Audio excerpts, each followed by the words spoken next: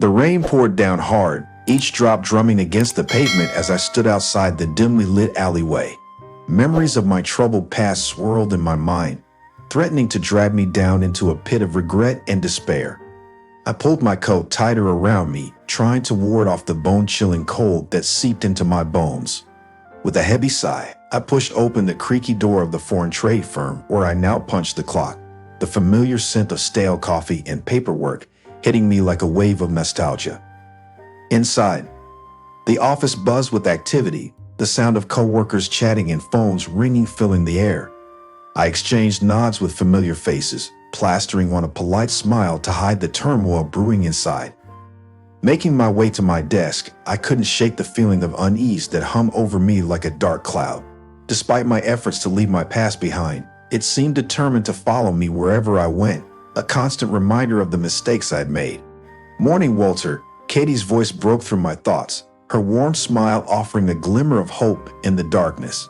She was my direct supervisor and the daughter of my mentor, a beacon of light in an otherwise dreary world. "Morning, Katie," I replied with a nod, grateful for her presence amidst the chaos. But as I settled into my routine, the memories of my past continued to haunt me, a shadow that refused to be cast aside. The buzzing fluorescent lights overhead flickered as I settled into my desk, their soft glow casting elongated shadows across the office. The air was thick with the scent of stale coffee and paperwork, and the constant hum of ringing phones and whispered conversations filled the room. Douglas, my cocky and entitled boss, swaggered into the office with an air of superiority that grated on my nerves. His expensive suit and shiny shoes screamed privilege, a sharp contrast to my own well-worn attire. "Morning, Walter," he greeted me with a smirk, his tone dripping with condescension. "Still clinging to that high school diploma, huh? Surprised they even let you in the door." I clenched my jaw, forcing a tight smile as I struggled to keep my cool. "Morning, Douglas," I replied through gritted teeth, the effort of maintaining civility evident in my strained voice. But Douglas wasn't done yet.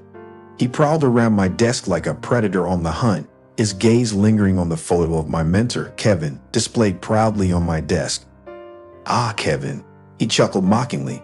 "Such a waste of time for a lowly high school grad like you." My blood boiled at his words, memories of Kevin's guidance flooding back with a surge of emotion. Before I could respond, Katie appeared at my side, her presence a welcome distraction from Douglas's taunts. "Everything okay, Walter?" she asked, her concern evident in the furrow of her brow. I forced a smile, nodding in reassurance. "Yeah, Katie, everything's fine. Just another day in the trenches," I replied, though the bitterness in my tone was impossible to disguise. As I tried to focus on my work, Douglas's arrogance hung over me like a dark cloud, his presence casting a shadow over the entire office. And as the day dragged on, I couldn't shake the feeling that things were about to get a whole lot worse. The sunlight streamed in through the blinds, casting patterns of light and shadow across the office floor as I settled into my desk. The usual hustle and bustle of the workplace surrounded me, but today, there was an unmistakable tension in the air, like a storm brewing on the horizon. As I sorted through paperwork, trying to stay focused on the task at hand, my mind kept drifting back to Katie. She wasn't just my boss. She was a guiding light in the midst of chaos, a pillar of strength and stability in a world gone mad. The soft click of heels on the linoleum floor broke through my thoughts, and I looked up to see Katie approaching with a warm smile. "Morning, Walter," she greeted me, her voice a soothing antidote to the stress of the day. "Morning, Katie," I replied, returning her smile with a grateful nod. Despite the chaos swirling around us, her presence brought a sense of calm to the chaos. As we exchanged pleasantries, the tension in the room seemed to ease, replaced by a feeling of camaraderie and mutual respect. For a fleeting moment, it felt like the clouds had parted, revealing a ray of sunshine amidst the gloom. But our conversation was cut short by the ringing of Katie's phone, pulling her away to deal with more urgent matters. As she hurried off, I couldn't help but feel a twinge of disappointment at her departure. Still, her brief presence had left a lasting impression on me, a reminder that even in the darkest of times, there was always hope to be found. And as I turned back to my work, I resolved to cling to that hope, knowing that with Katie by my side, I could weather any storm that came my way. The morning sun pierced through the clouds, casting a warm glow over the city streets as I headed to work. Despite the picturesque scene, a sense of unease gnawed at me, fueled by the looming presence of Douglas, my overbearing boss. Entering the office, I was met with the usual hustle and bustle, but today, there was an undeniable tension in the air, like a storm brewing on the horizon. I could practically feel Douglas's piercing gaze on me from across the room, his disdain palpable even from a distance. Pushing aside the prickling sensation at the back of my neck, I focused on my tasks, determined not to let Douglas's snide remarks get under my skin. But as the day progressed, his presence only seemed to grow more suffocating, casting a shadow over the entire office. Suddenly, a disturbance broke out near Katie's desk, and I glanced up to see Douglas looming over her, his voice raised in anger. Without hesitation, I sprang into action, crossing the room in swift strides to intervene. "Hey Douglas, ease up," I asserted firmly, positioning myself between him and Katie. "She doesn't need your hostility." Douglas sneered, his lip curling with disdain. "And who are you to call the shots, Walter? Just a high school graduate trying to play hero."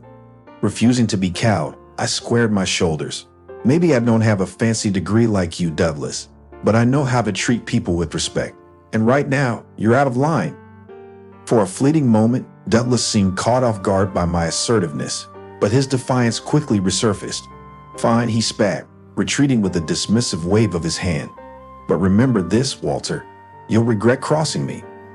As Douglas stormed off, I turned to Katie, offering her a reassuring smile.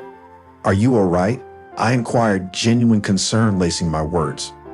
She nodded, gratitude evident in her eyes. "Thank you, Walter," she murmured softly. "I don't know what I would have done without you." I shrugged modestly, downplaying my actions.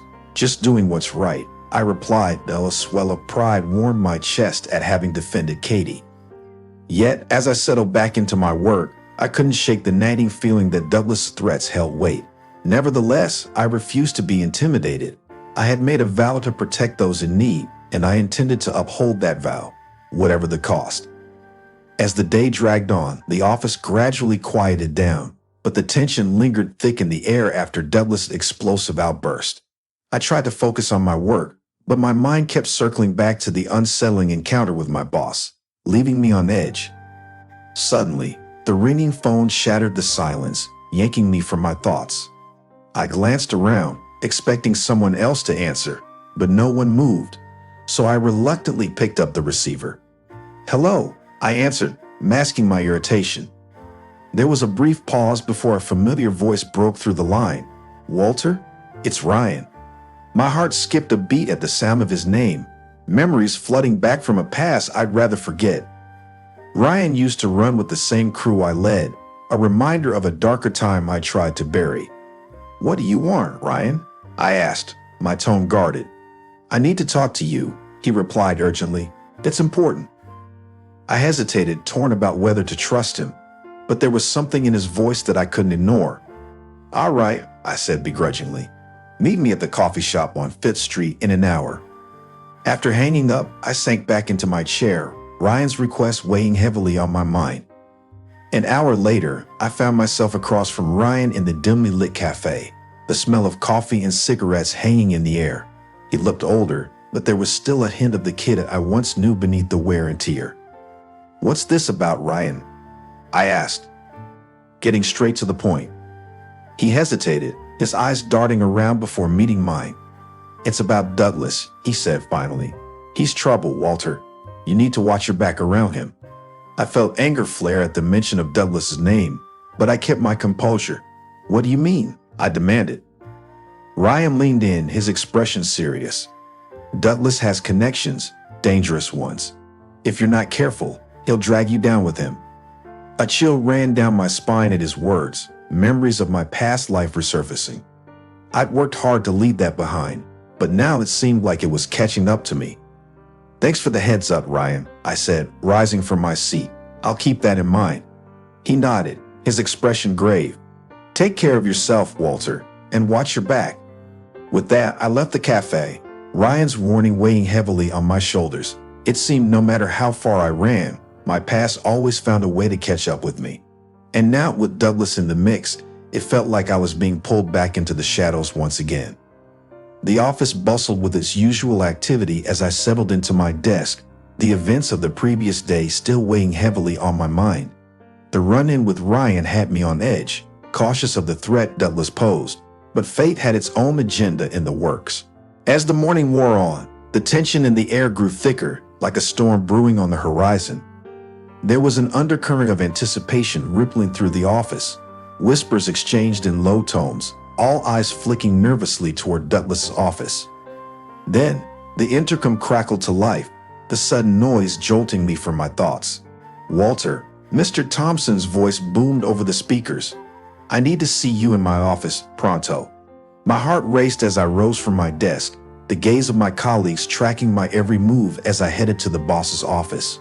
Something big was about to go down, and I could feel it in my bones. Entering Mr. Thompson's office, I found him seated at his desk, his expression grave.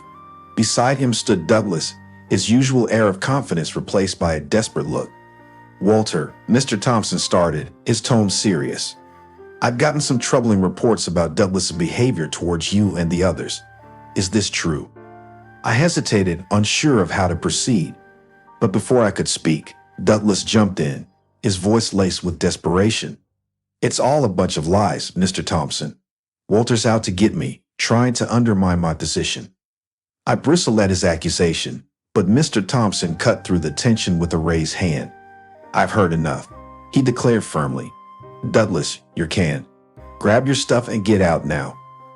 Douglas' face drained of color, his cocky facade crumbling before my eyes. "You can't do this," he protested, but Mr. Thompson's expression brooked no argument. As Douglas slunk out of the office, a sense of vindication washed over me. Justice had been served, and Douglas' reign of arrogance had come to an abrupt end. But as I returned to my desk, the gravity of the situation weighed heavily on me. Douglas's downfall had left a void in the office, one that would need to be filled. And as I glanced around at my coworkers, I couldn't help but wonder what the future held for all of us. The morning sun painted the sky with shades of gold and pink as I stepped into the office, feeling a fresh sense of renewal in the air. With Douglas gone, it was like a weight lifted off our shoulders, and you could feel the change, like a cool breeze after a heavy storm. Settling into my desk, I couldn't ignore the newfound energy buzzing through the office. Colleagues exchanged smiles and encouraging words, and there was this camaraderie that hadn't been there before. Katie came up to me with a grin, her eyes shining with hope. "Feels like a whole new day, right?" she said, optimism practically radiating from her.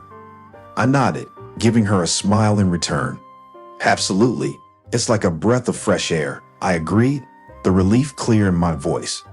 The day flew by in a whirlwind of activity. Meetings were held, emails were sent, and we made progress on all sorts of projects.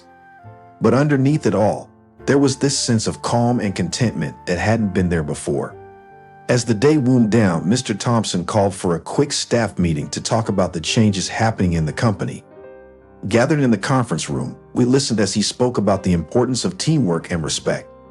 "I want to thank each and every one of you for your hard work and dedication," he said genuinely. "We've faced some challenges lately, but we've come out stronger because of it." The room erupted into applause, a chorus of cheers filling the air. It was a moment of unity, a reminder that together we could tackle anything.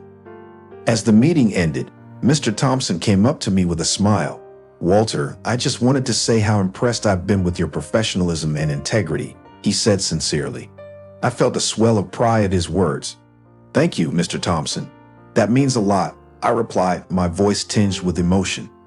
Leaving the office that evening, the setting sun casting long shadows, there was a sense of peace in my heart. The challenges we faced had only made us stronger, and I knew we were ready for whatever lay ahead. With a renewed sense of purpose, I walked into the sunset, ready to embrace the new opportunities that awaited us.